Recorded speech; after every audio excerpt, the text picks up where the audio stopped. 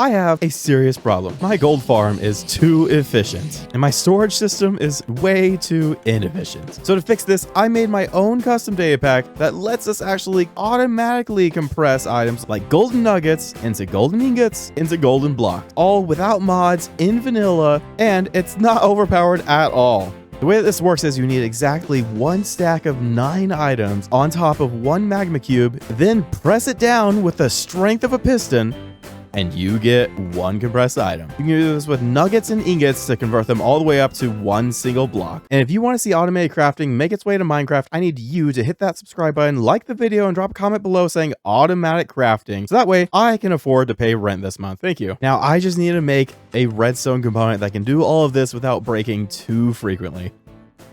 Hello creatures, and welcome back to Minecraft. We've got a significant amount of wool coming in now. I did this so that way we can actually build the redstone factory, or the redstone component doesn't feel like the right word for it. What's the right word? Oh, I guess this works. Yeah, I can actually use this to see my face. Yeah, that works. Now, something that you may have noticed in the last episode, I don't know if I actually showed it, but I added a data pack that lets me pick up and move entire chests. Now, this one feels fairly balanced in the fact that I can't jump, I can't move, I can't do just about anything while I'm carrying a chest. So it's not that I get a whole new shulker box or anything. It is still very difficult to move these items. It's just so that way I'm not spraying items all over the floor. So our first task is going to be... First, I think I should probably expand this lower level here. I expanded the top layer up there with a ton of extra glass. That took a good minute to actually get all the glass for it. But let's see, I think that I have to do something a little tricky here to actually move these scaffolding without breaking everything up there. And I may as well use my most abundant building resource, golden blocks. Let's see, I think if I do the... No. Hold up. I can do this. We can figure this out. There we go. And then do I have one of these. Okay, we can take that. Oh, I also have a button that I totally forgot about. That still broke it. Awesome. Okay, now we're on a time crunch. My idea with that, I realized what I did wrong. I should have put up scaffolding to the side of it. Oh, well, now we have a time crunch. Let's go. Let's move it. Okay, I don't want to build anything out of golden blocks because, well, stuff can still spawn on there. And I'm not quite ready to have stuff spawn. So the whole thing that I was talking about is this little mod here. This is a fun, awesome building mod that will basically let me just that is... Oh, there it is. I have to do it in the circle exactly. Okay, so you'll see it's going to use all of the glass in my inventory and give me the exact circle that I want. So we can actually make a solid circle. And let me know how you feel. Oh. As always, please, you have to let me know how you feel about these kinds of mods or integrations in... Dang it. Okay, cool.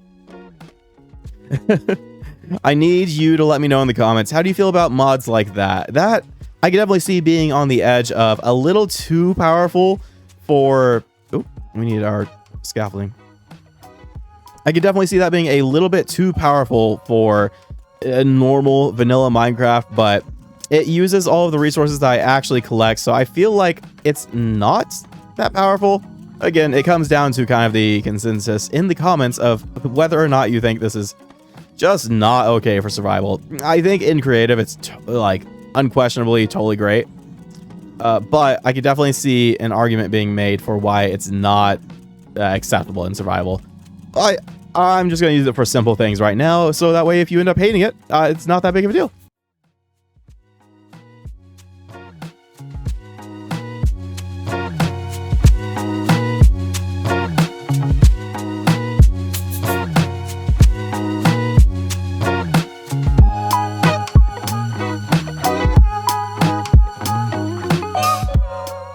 Okay, that was actually much less painful than I thought it was going to be. Oh. Well, that could be an issue. So what I'm seeing happen is I almost broke down. This is the chest that actually ended up breaking everything that I was doing. Oh, this might be kind of difficult. All right, that kind of worked. Am I not taking fall damage? Why is that? That's interesting. Is extreme, like, negative jump boost causing me to have no fall damage? I really don't want to test this, but I kind of think that I need to test if I can survive a fall down to bedrock.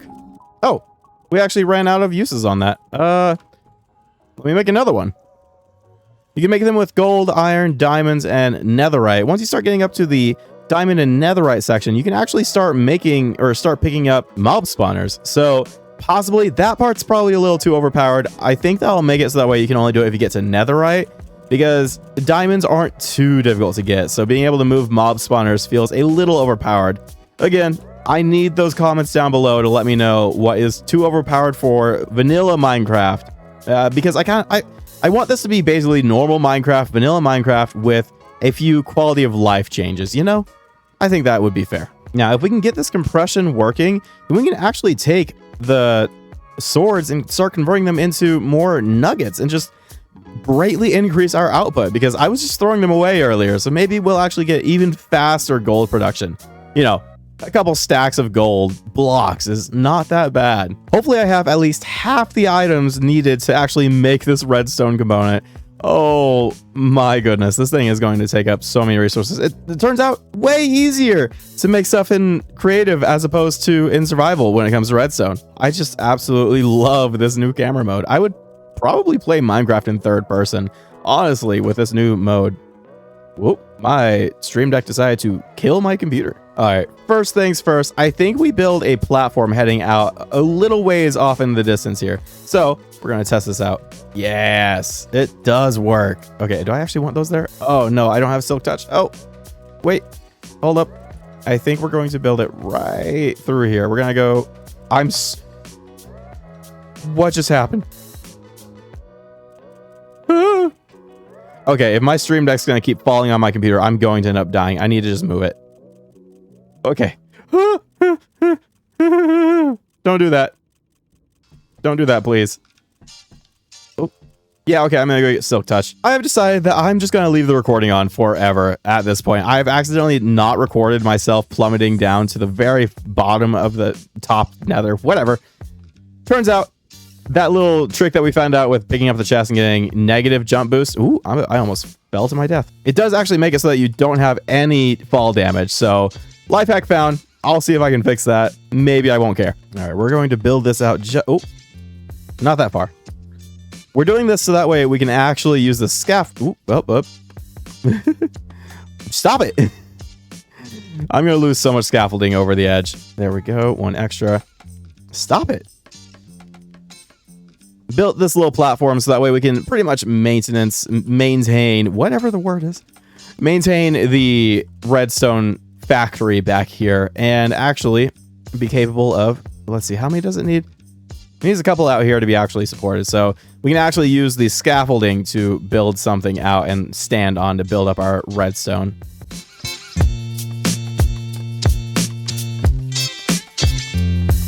There we go. Easy trick to make it just a little bit better for scaffolding. So now we can actually, I get a little bit scared every time that I do that. So now we're going to go straight up, do that just a bit. Oh, am I like actually walking slower through this? Ooh, I actually walk faster when I'm shifting because of my, let's see, what is it? Swift sneak. That's weird. Oh, that's super weird. All right, well, we're going to toss a couple of these up here so that way we can actually build up to about this area up here where I actually want this structure to be. I'll tell you this much. There is a lot of prep work that goes into building something over the void in survival mode. Shoot. Oh my goodness. Just simply having to set up all this scaffolding is a little painful. But at least it's a possibility now instead of me having to do this all out of dirt and then navigate through that. At least I can actually walk through these. So as much hate that scaffolding probably gets, it has its usefulnesses. I think my biggest complaint is if it just didn't have a limit to how far out you could build it, and it was just infinite in a distance. Ooh, what? Oh, right. Ooh, don't do that. If I do that too much, I am going to destroy this entire structure. Ooh, that's a big concern, actually. We're starting with the base as to where we're going to be compressing all of the nuggets down here. So I need to add pistons, I think, on each side, because what was happening before is when you would get a bunch of these stacked up, you'll see that there are 3 over there. If I have them not perfectly in the same spot, they will not combine, and they need to be exactly 1 stack of 9. Otherwise, the data pack doesn't see it as something that can be compressed into a block or ingot. So that's super important. And what do I have? And now I need to go and grab a ton more resources. But I did discover one thing that is really cool. If I hold shift, you don't take fall damage when you're falling onto scaffolding. Super, super useful. It's basically like a ladder. Let's see. Pistons, all the observers. We're going to be building this one. I think this one's going to be blue, green, and orange. We're going to use a couple of different circuits here, and I will get into details as we go a little bit further. One thing that I'm finding that I really like about scaffolding is it really makes me feel like I am just in a massive construction project. Now that I've actually laid it all out, it feels like I could actually be, I don't know, building some massive deal here. Let's see, I need dropper. I'm gonna need 1 dropper here so that way I can actually spit everything out. And then I'm actually 1, 2. So I found that 1 piston wasn't really enough to combine them all the time. So I had to do 2 pistons. This will extend out and then extend out here. And then usually it'll clump them up together once they pull them all back. Finally, we will need at least 1 piston facing down into the magma block to be able to compress them.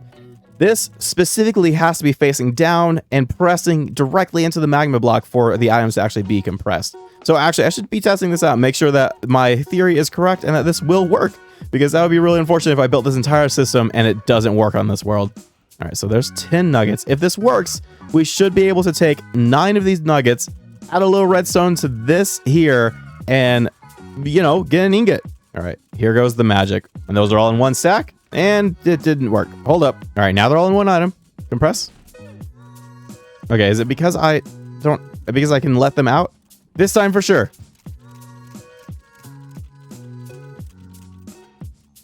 All right, they're all in 1 stack. They can't be pushed out.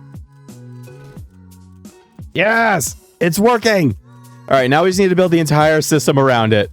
This one super simple area here, it's...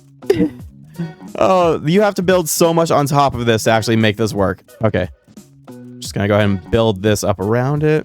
All right, now that that's done, we want to make a repeating clock so that way we can specifically only spit out 9 items. Now, you can use observers to make clocks pretty easily, but when you use the observer, it's going to infinitely spit out. So we're going to want to, if I do this, oh, nope, that's not correct. Hold up. I forget that you don't have to shift down on these guys.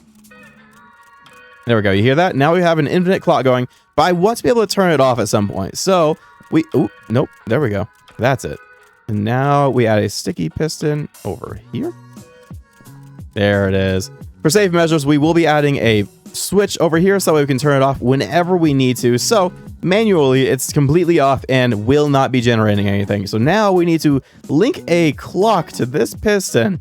So that way it will go off every few seconds, spitting out exactly 9, giving time for all of these pistons to activate. And then we're going to have a collection system underneath. So this, now next up, we're building up the circuit for the clock system here. And it's not just as simple as a simple redstone clock. We actually need to build a redstone clock with an extended delay on one side. And it's a little bit more complicated than just the etho hopper clock. Leave a comment below if you know what that is. Also, while we're leaving comments, why don't you leave a comment trying to help me name this world? I've been spending a lot of time just calling it Minecraft Survival. Give me a name down below in the comments. I would love to give this a proper name. All right, we're going to do this out of lime green, specifically just because it's my favorite color. So we're going to go with lime green. I think I want to... We'll place more wool than I actually need and kind of have it spread back here. The clock's going to be right in this system right here. First thing we're going to do now is create the etho hopper clock. Oh, please don't kill me. Ooh, okay. Is this like the only redstone item that has a YouTuber's name attached to it? I feel like there's a whole bunch of other just redstone things that you can be doing, like clocks here, pistons, whatever. But this specifically has Etho's Lab attached to its name. I think that's really cool, personally.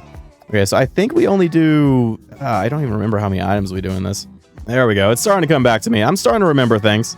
I will say I've definitely seen a lot of talk about how Minecraft needs an inventory update, and building with redstone or a large diverse palette when you're doing buildings, I completely agree.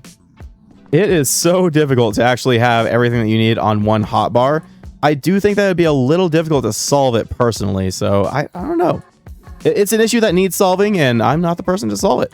Oh yeah, scaffolding coming in so clutch. It's like I'm flying. Well, I would like to see them actually add some sort of float option, but you know what? Scaffolding is a very vanilla way of doing it. Personally, I think they could do something with the elytra that could probably give you the ability to float and hover, and just be really expensive maybe. Okay, so now we do this, and then if I can remember how many, I think we'll go with 4. We don't have enough here. I think it's very fitting to use golden nuggets as our item of choice. So what we need to check, I think it'll be 4. So let's go with 4. I think this will be just enough to give us, with a little bit of extended delay. Let's see. If I do this, we set both of these to, we set 1 to 4 and then 1 to 0 or 1 to 1. So that way we have an extended by 4 or 3 tick delay. So that way this is up for just about 9 ticks, including our timer back here. So if I do this correctly, yes, there it is.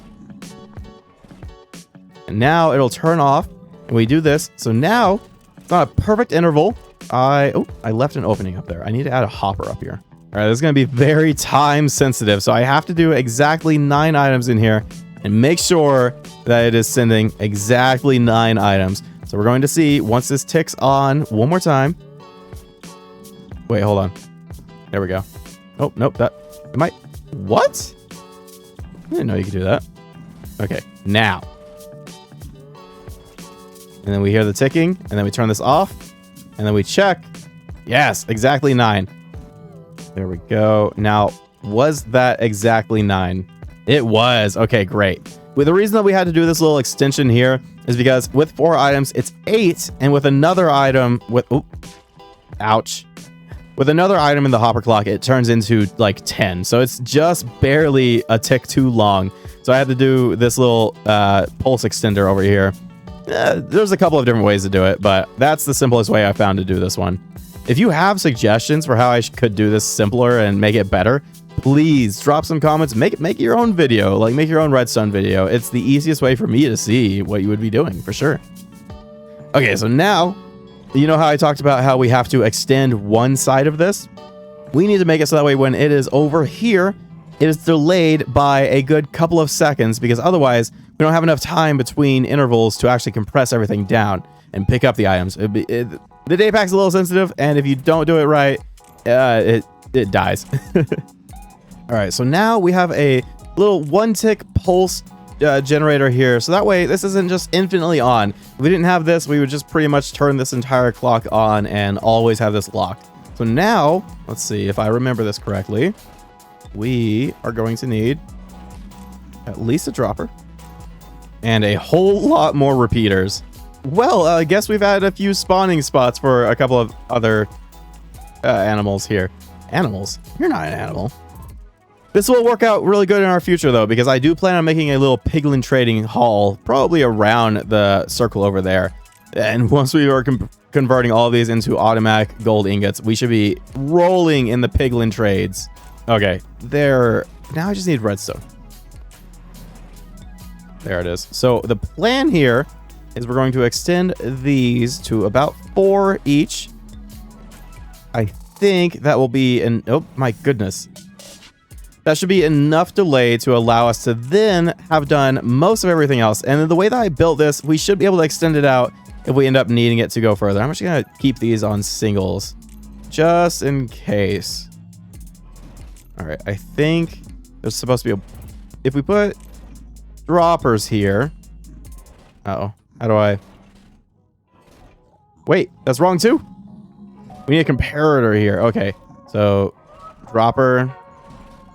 Dropper. What this is going to do is going to turn into a, I believe it's called an RS NOR latch. So this is a much smaller version than what I was used to some 10 years ago when they were doing that kind of thing. So now I place these blocks here, and we don't have any buttons to actually manually press these. So that's okay. You know what? We'll just do it on our own. And now we need a comparator to check this. So what this does is we will put an item in here. Any item we'll do a nugget for fun. So it's going to... Is it already working? Something's broken. I broke something. Oh, right. We don't have this hooked up. This does need to be hooked up so that way we can send a pulse all the way back to actually then send it back. So we will put this item in here and you'll see we will have this perfectly extended. Perfectly extended. What? Why do we have multiple shots going on?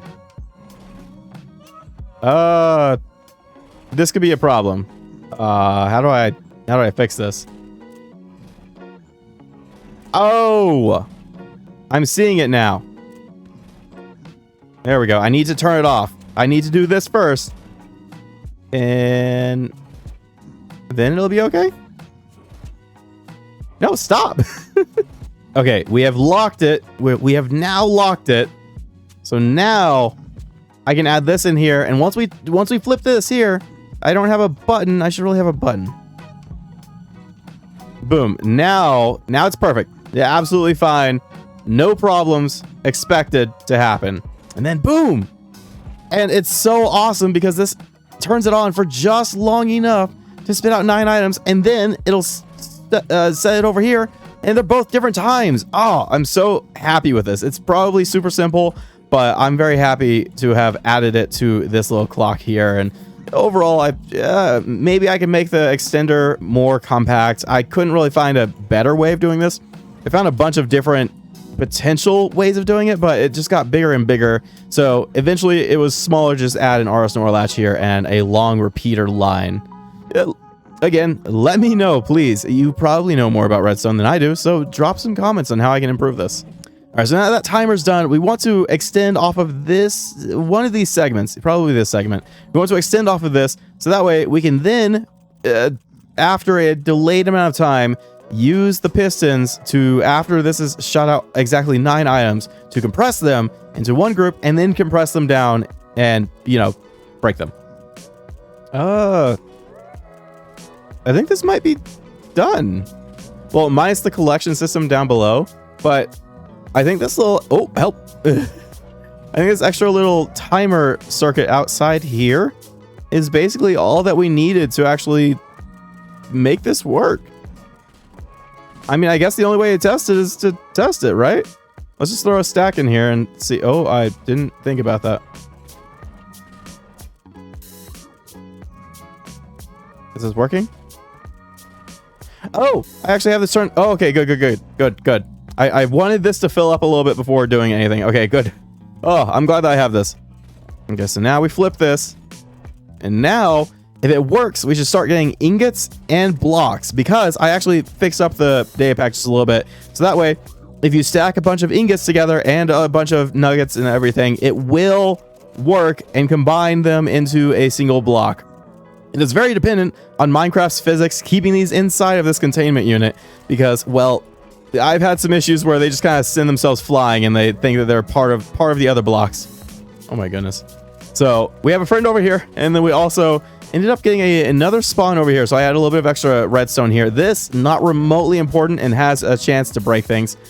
But I added it so that way we wouldn't get any extra spawns here, because if we start getting like pigmen and piglin spawns, then we'll end up with some issues. So it's working, I think. Is that correct? Uh-oh, it already broke. That was relatively quick. Oh, good. Little bugs. I should really make it so that way I can access this a little bit easier. Let's see. So now, how many did we actually end up getting out of this? 4. That's not bad. Now I don't have anywhere to put this. All right, let's go ahead and add the collection system down below then. This turned out to be way simpler than I thought it was going to be. I way overcomplicated it in my redstone world. I added an extra component that would weigh exactly 9 stacks, so that way we could compress these into golden blocks. But then it ended up being an issue where some weird Minecraft physics things happen. I already talked about it, but basically it would shoot items out where it's not supposed to be, even though this is completely encased. Not a single block is not covered up here. So shouldn't have any way to jump out of these blocks, but it finds a way to. So that it was like a massive chunk of redstone over here that would do the count to 9 for me. So that way we get the infinite golden blocks. But so far it's working really, really well. And because we have this on an every single time timer, even if it messes up once, it's going to pick up all of the items and then place the nuggets back in here. I think I'll probably have some sort of loop that will take any nuggets in a filter and then just shoot them back up to the top, so that way they eventually make their way into a golden bar. Or a golden ingot. That's what these are. Gold ingot. There we go. Correct words. I think now we just need to hook it up to the system over here. We'll do a small sorting system to separate things like zombie flesh and swords and ingots, so that way they don't actually end up getting clogged up in here. Because if we do end up throwing extra items in here, that will break the whole thing. So I want to go ahead and just, for now, we're going to throw away all swords and just kind of put the ingots directly into the chest down here. All right. Something I'm super excited to see is just watching all of this fall down into the void. Bop, bop, bop, bop, bop, bop. Oh, I hope that I caught that with replay mod. Boom. Okay, now I have to clean all of this mess up. Okay, well, I think we have it done. Now we just need to do some AFKing and make sure that these actually get converted into iron ingots. Iron ingots? Gold ingots. And very, very slowly, we're going to move these up to the hoppers up there, because I realized I made a whole stack of hoppers going all the way over there, not anywhere near where I have these chests. So I think we're just going to empty our inventory and then do quick movements. Oh my goodness, so much gold. This is going to be a very long process. I'm going to say this much. I really enjoy being able to see this all underneath the glass floor that I've made over here. All right, well, a lot has happened since the last clip. I've done a few things here and there. I've added an external little on-off switch that we can actually flip over here. So that way, when this light's on, we're actually running the system, and we can actually build a slight bit of backlog in the nugget area. It turns out that this system, it's still slightly faster than we can typically keep up with as far as gold goes. So we have to kind of keep a backlog going. Otherwise, we'll end up with a bunch of extra nuggets that we don't actually want. Add an extra dropper vader to the side here, so that way we can refilter our nuggets and ingots back into our little sorting system here. That way, we only get ingots in our chest here. I actually did a lot of AFKing. So now we have a massive amount of ingots. And I even found a few extra kind of fun, funky little things recently. I thought that you could put string on things to actually stop spawning. Turns out it doesn't work that way. And when you're hurting zombie pigmen, they have a chance to call in reinforcement zombies. So I think that might be a good way for us to actually potentially... I haven't seen any zombie villagers spawn yet, but if it is possible, that means that we could possibly get a couple of zombie villagers to show up here and just create a trading hall. I don't know exactly what we would do with a villager trading hall, but I know that we plan on at least making a piglin trading hall. I think in the very least, in the next episode, we'll be going to the end, because we've spent enough episodes not fighting the end dragon and doing stuff like this in the background. So I think it's about time that we actually take on the end dragon. Do make sure to leave some comments down below letting me know what you want to see. These are no longer super backlogs, so I'll actually be able to see your comments and probably respond to them by the next episode.